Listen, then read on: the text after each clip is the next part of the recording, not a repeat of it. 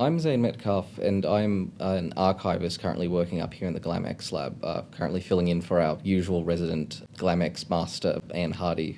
I'm supervising a bunch of volunteers and workers that are doing their own work digitizing and essentially transcribing lots of various materials into a more long-lasting digital format. So Deadline 2025 is a initiative or a report put out by the Australian Society of Archivists, and they've essentially given us a deadline of the year 2025 to get all audiovisual material transferred over to a more modern and contemporary format. And essentially it states that the equipment used in audiovisual playing, so VHS players, reel-to-reel machines, projectors, that kind of thing, are all going to become very difficult to fix, very difficult to find, and very difficult to find the expertise to run and keep running, essentially, into the future. And Deadline 2025 is a call to action to say, all these audiovisual formats need to be migrated now. Hi, I'm William.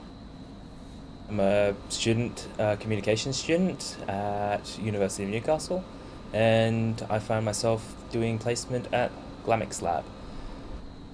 The servicing industry of the machines is sort of dying off and becoming rarer and rarer, that you'll find somebody who is specialized to actually repair the pneumatic tapes, seeing though the manufacturers have completely ended support for the system a long, long time ago. If we were to lose this material, we'd be losing a massive amount of cultural, informational, and general information about the area. I mean, we've got over 50 years of NBN broadcast footage. We have the newscast for every night, essentially, for the last 50 years or so. And not only do we have these shots of Newcastle from the NBN archive, we have a bunch of more personal stuff. We have unnamed wedding footage with all these beautiful colours and dresses in it, I think from the 60s. We've got all these other material. We've got educational materials. We've got like things like weather data. We've got all these things like climate data. We've got a ton of objects that pertain to the Hunter Valley in particular, and to lose them would be a massive loss for us all. All these things are essentially, we would kill for them in your average historical study, because they're very mundane, but the mundane details reveal so much.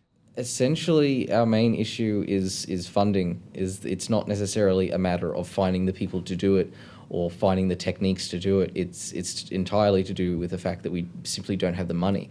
We don't have the money to employ people. We have a large cadre of volunteers that come in, almost every day to help us out, and we value their time so much because essentially they are helping us save Newcastle's history from oblivion, for lack of a better word. We've got over 1 million feet of footage in the archive behind me, and we can't store it properly. Essentially, it's slowly degrading and rotting because we can't afford a small walk-in refrigerator, so we can store this footage at a stable temperature of 8 degrees. But we simply don't have the money for that, and there's no real way to get us the money, because there's a theoretical potential for perfection, or close to perfection, and then there's a practical best you can do solution. And unfortunately, too often, we have to pick this practical solution rather than the theoretical best practice because the funds simply aren't there. What that just means is the actual guarantee of serviceability is not going to be there. And we're just going to be, from that time onwards, taking it day by day and trying to do the best that we can.